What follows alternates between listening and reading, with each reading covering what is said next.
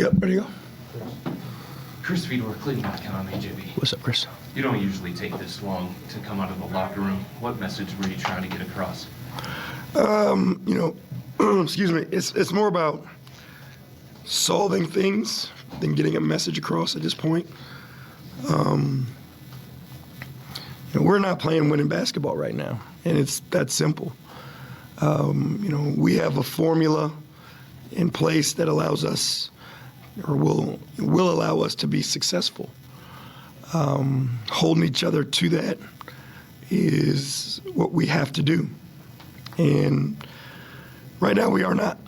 And it's that simple. And there's just, it's my responsibility to search and find the guys that are most willing to play the way we want to play. That'll help us all be successful. So that's what we'll do. Why do you think you've lost that? I think, honestly, we've got kind of a fat cat mentality. We went out and won 8 games in a row. Everybody was giving us love and praising us, and we got really comfortable. We are the team that won those 8 games, though, right? We are a really good basketball team. This is about maturation and growth from, a team as a whole. Not one guy's going to do it. Not 2 guys are going to do it. Understanding the difference between being the guy who's chasing and the guy who's being chased, and how hard it is to win in the NBA. When you are a team who other teams expect to be good and expect to win, how individual players take that, how that's a sign of respect, right? But they're competitors, and they want to take that from you. So what you have to do every single night to show up and win, we're still learning that, unfortunately. We have a lot of season left to be played, obviously, and, we'll get it right. This is a valuable lesson for us. The NBA is one thing my dad told me a long time ago is the NBA will always humble you, right? As soon as you get too big for your britches, no matter who you are, the NBA has a way of humbling you. And, hopefully this has been enough, and we'll make the decision to do what's right by each other. When did you first sense that, to use your words, that fat cat mentality? It started kind of on our West Coast trip. And I first saw it on the defensive end of the floor. We got away from being who we are. We got to a point where, and, respectively so, like, we were confident that we could score the ball. But, we should always be. And if you want to win and win in this league at the level that we hope to, you can't do it if you don't guard. And defense comes down to the effort you're willing to put in, the second effort, the third effort, the fourth effort that you're willing to put in. And right now, we don't have enough guys that are putting in the second, third, and fourth effort. Too often I see us saving ourselves, and for what, I'm unsure of. But you give up 21 second chance points tonight. Shows us you're being outworked. So it's, again, our responsibilities as coaches to find the groups of guys that are going to do what we ask them to do on a consistent basis. Does this shake the way I feel about our team? No. Right? I love all these dudes the same, but it's our responsibility to do what's best by the team and find the guys that are going to play the way we need to play. Hey, what's up? You pulled your starters about 4:30 Fanatics. Just kind of curious about your thought process there. If that just seems to they didn't have it, you're ready to kind of get them out of there, kind of what? Just seemed like a little. Probably touched earlier that some coaches probably hold their guys off the floor. Kind of what was your head at that point? It wasn't just one game, and it never is. It's a continued carryover of leading up to this point. And, preparing ourselves for the long term is what this is about. I don't base my decisions on one game. Making Darius and Donovan, have to play close to 40 minutes in one game, where, I didn't feel like as a group we were doing the things that were putting ourselves in position to win. That puts them in an uncomfortable position long term. So, I will not sacrifice the long term for one night, because, the long term is the most important thing for us, and, we've got to learn from these things.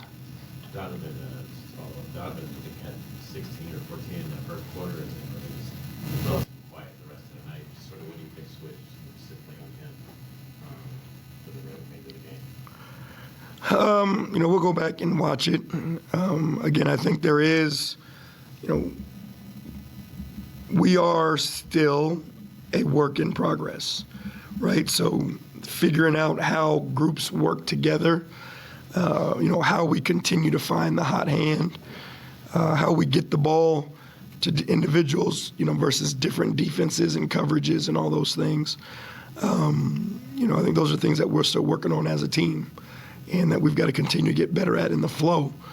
The game is, moving quickly. So those are things that we have to recognize and do a better job of, but I'll go back and watch it, and see what the difference was. Last two, Coach, I think, Chris. Stephen Garvey, Associated Press. Y'all were ahead for most of the first half there. It was close, but y'all were ahead most of the way. What changed in the second half, or was it a case of maybe in the first half you were shooting so well by the mass? It was, to me, again, you give up 61 points and a half, against a team who, has guys who have been champions. You get an 11-point lead, I think it was, in the first half, and you don't sustain what you were doing to get the lead. It's all, to me, the same mentality, right? The mentality of, the fat cat who's comfortable and complacent. And you cannot succeed in the league this way. So we'll fix it. I'm certain of that. And we'll be better for this time. Last one was Chris. JB, was the strategy against Giannis to try and make him a passer tonight? You want to do the job of trying to limit him from getting to the paint and getting to the rim and staying off the free throw line. I think, obviously, I thought we did a good job of that. I think he still got to the free throw line, a little bit more than you would have liked, because we were a little bit late sometimes in our help.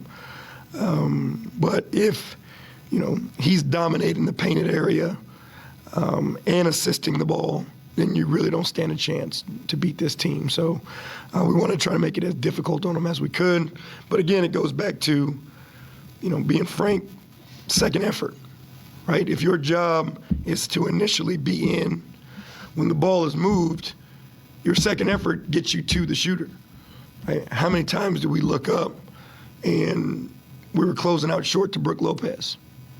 Like, that's the second, third, fourth effort we're talking about. And again, we know we're capable of it, right? And it's my responsibility to fix it, and I will. You've talked about having confidence that you guys will fix this, and it's not just tonight. You've said it for the last week. What makes you so confident, even though you're seeing what you're seeing right now? I believe in those guys in the locker room, and that hasn't wavered. And again, history and experience tells you that building good teams doesn't come without its difficulties. To be honest with you, it was more of a shock that we won 8 games in a row. Just from, again, history and experience, like, this is what we're going through now, is what you see early in teams that are building and that are a work in progress. And that's what we are. Let's just be honest with ourselves here. Do we believe there's a good team in that locker room? Hell yeah. Do we believe we've got individual talent in there? You know, elite individual talent? Hell yeah, right? But building team takes more than that. It takes time. It takes experiences together. And, you know, my belief in this group has not wavered and never will. Thank you. Thank you. Thank you, guys.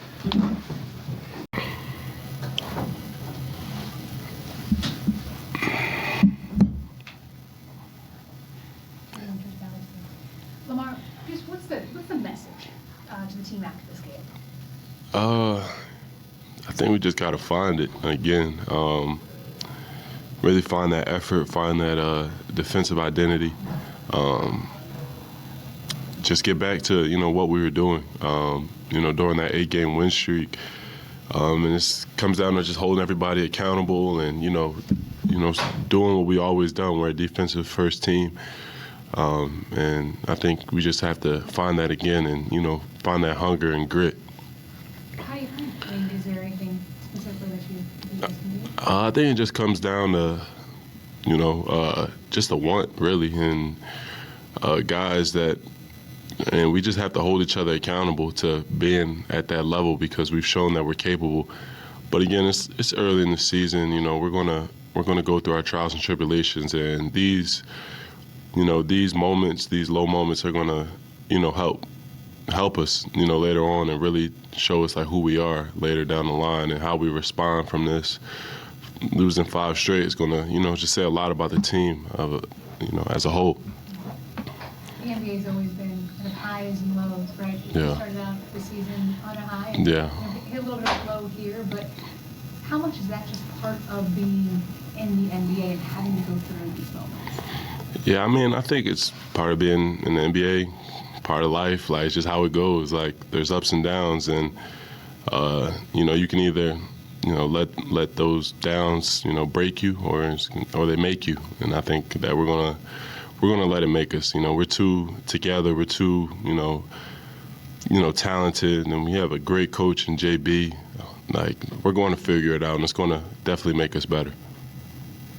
Obviously, when you're going through moments like this, Lamar, it's easy to start pointing fingers, rolling eyes, all that kind of stuff. Why do you think that won't happen for you guys in a way that maybe it would with other teams? I don't think it's going to happen because, I mean, I think that's kind of natural. I mean, I don't think that anybody's going to be blaming anybody, but dudes can step up. Like, there's things that guys can do better, and I think that's just the reality of it. And I think we have a strong enough relationship where I know I could go to, you know, my teammates and tell them, you got to do this better, and they can come to me and tell them I could do better. And that's part of, you know, having a good relationship with somebody. You know, it's not just always, you know, the good things, but you can always tell them, you know, things that I think you could be better at, or hold them accountable to things. So we have a great group of guys, so I don't think that, you know, that's going to happen in a negative way. But I do think that guys being held accountable can be a good thing. How do you point to why the defense has slid so much over the last week and a half? I mean, no Jared Allen is a big one, but you know, we still are a really good team, and you know, without Fro's presence, you know, that's an excuse, but I don't want to say just that. Like, we just have to step up. That's something we have to do collectively to try to help without his presence. But, you know, it's something collectively that we have to figure out. You know, our defense is predicated on having those two, Evan and Jarrett, down there. But we got to adjust, and it's something that, you know, we have to grow and learn from, because you never know in this league. Anything else? Okay, thanks, Mark. Thanks so much. No problem.